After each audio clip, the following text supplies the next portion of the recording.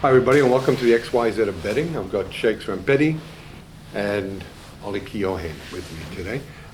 Guys, a long break in between the Premier League started again this week, and we've got a full slate of games for the weekend.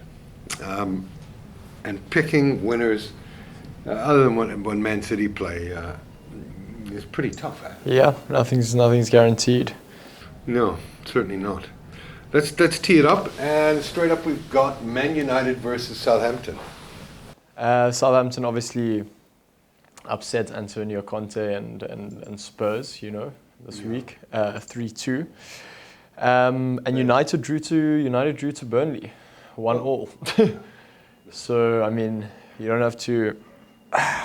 What do you make from that? Well, what do you make from Southampton? Drawing with Man City on January 22nd. Yeah. They've looked decent. Beat, like you say, Tottenham. Drew with Man City. Thrashed Brentford and lost to Wolves. Could definitely be a draw. It's at Old Trafford. United coming off the back of a draw. I could see it happening. There's just nothing that impresses me about Man United. Have changed their coach again. It's there's been no noticeable difference in the quality since they've replaced Solskjaer. Yeah. Shakes? Yeah, I think I agree in terms of the quality of Manchester United. It hasn't necessarily changed ever since Ole Gunnar Solskjaer has left.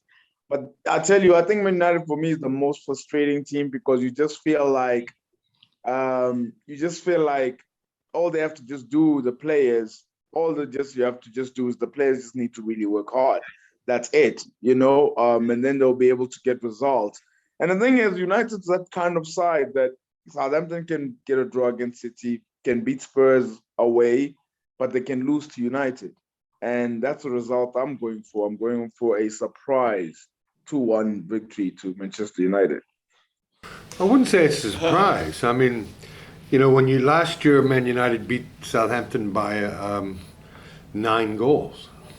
Yeah, thanks to an early red card. So I mean, then thanks for a very early red card. So I would probably say this season would be a surprise.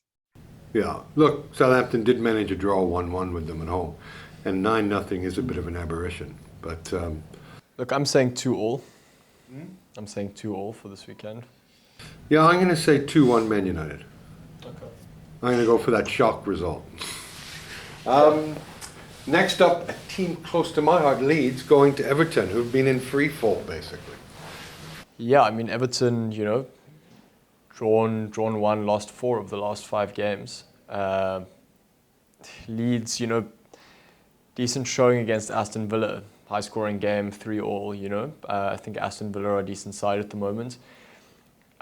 Leeds are obviously always going to concede. We know that about them, but like we say sort of every week, they can always score. And at the moment, I don't really understand, aside from home, home advantage, I suppose you'd think that Dele Alli and Van der Beek would be playing this week. But, is that enough for Everton, who have been in such terrible form, to beat arguably a more threatening Leeds side? Yeah, look, Leeds were very unlucky to not grab all 3 points at Aston Villa yesterday. But Leeds is still carrying five injuries to some quality players, including Patrick Bamford. I like Everton to win this game 3-1. Ready? Sure. Yeah. Okay. Wow, Everton win this game 3-1. That's okay. Now talk about surprise results. So I've actually got good news for Kevin with regards to this. I think Everton having to lose to Newcastle the way that they did, it's just the manner in which they lost. I think I was really surprised, and I think also you have to question Frank Lampard. What does he bring tactically as well?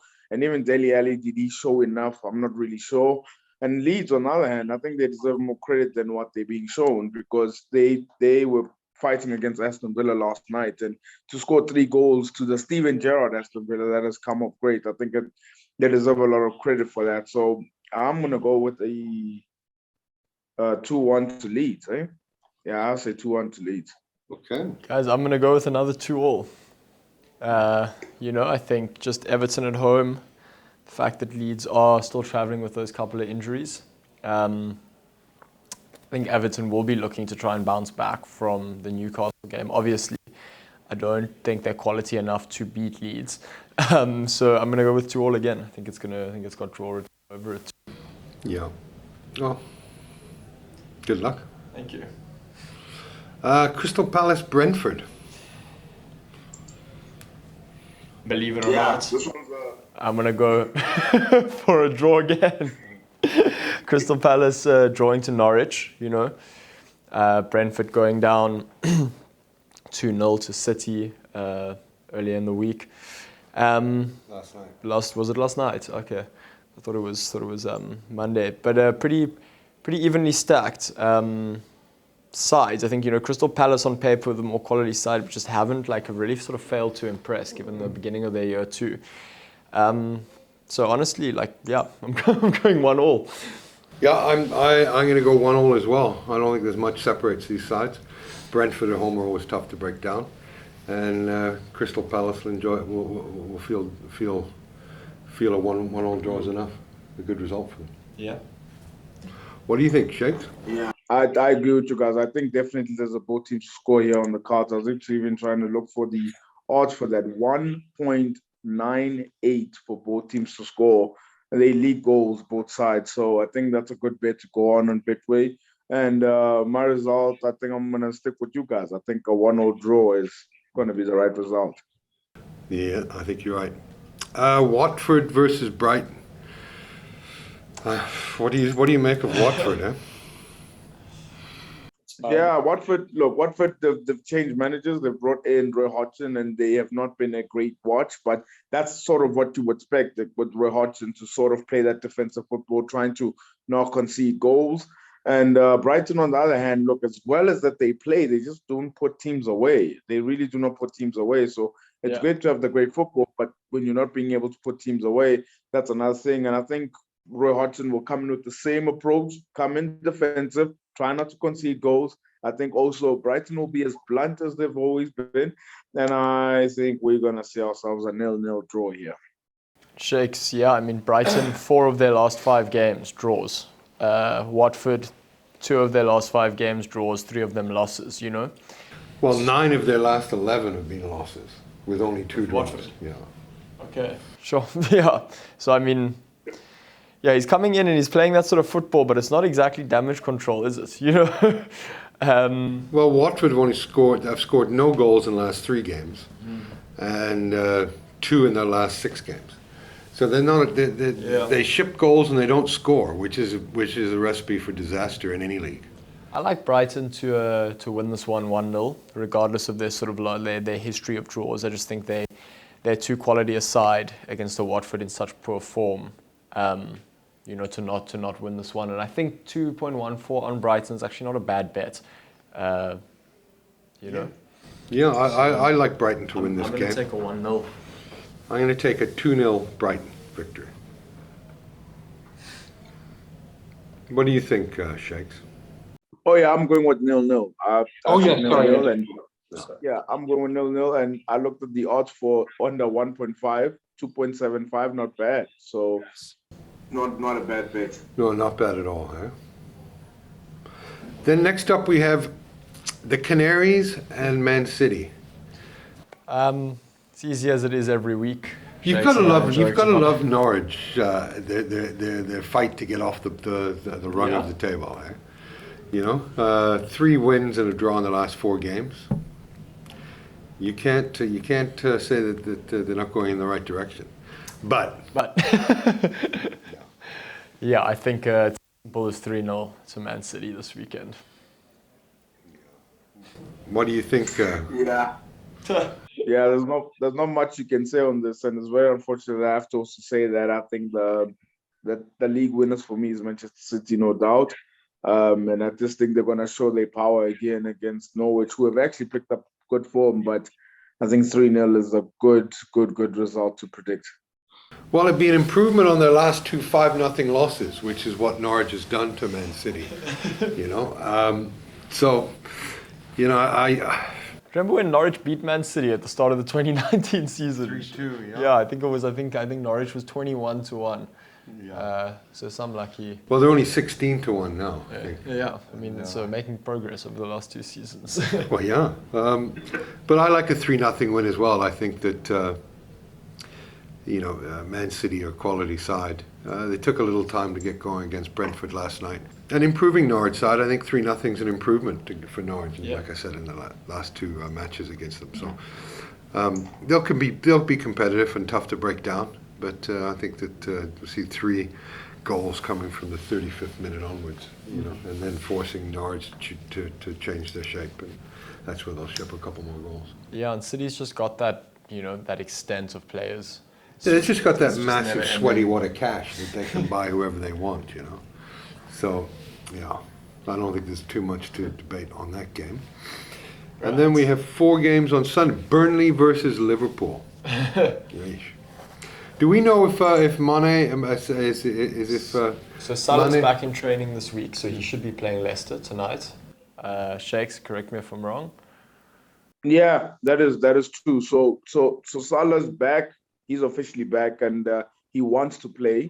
And Jurgen Klopp only said that Mane would only be coming back yesterday, if I'm correct. But I don't think Mane will feature because obviously he was partying it up in Senegal, which is rightfully so, with them having to win the AFCON. But Salah's back. He wants to feature. He's been training with the team for the past couple of days. So expect to see Salah probably on the bench or either starting, who knows. But Mane is not going to feature at all. That was confirmed.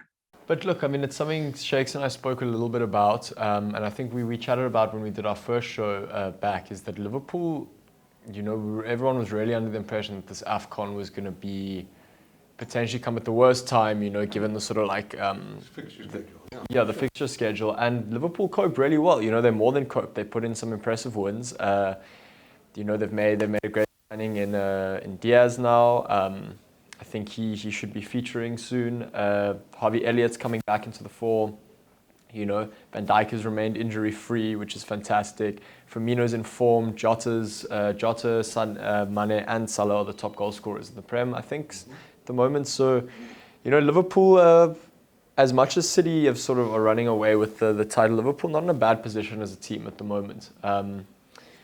And you would like to think against Burnley, I suppose this is the point of the monologue, that even though it's at Burnley, Liverpool should stick them away. Yeah, I like a 2-0. 2-0. I like 2-0. Yeah. Burnley would be tough to break down again, but Liverpool get the result, and I think they've beaten them twice, 3-0 and 2-0 in the last 2 games. Yeah. Not conceding goals, and Van Dijk makes a massive difference when he's playing, and he is playing. So yeah, I like Liverpool to pour the misery on Burnley, keep them rooted to the table. How's United? I'm sorry, it's like, how are they sitting 5th on the table? And they're the worst 5th place side in the world.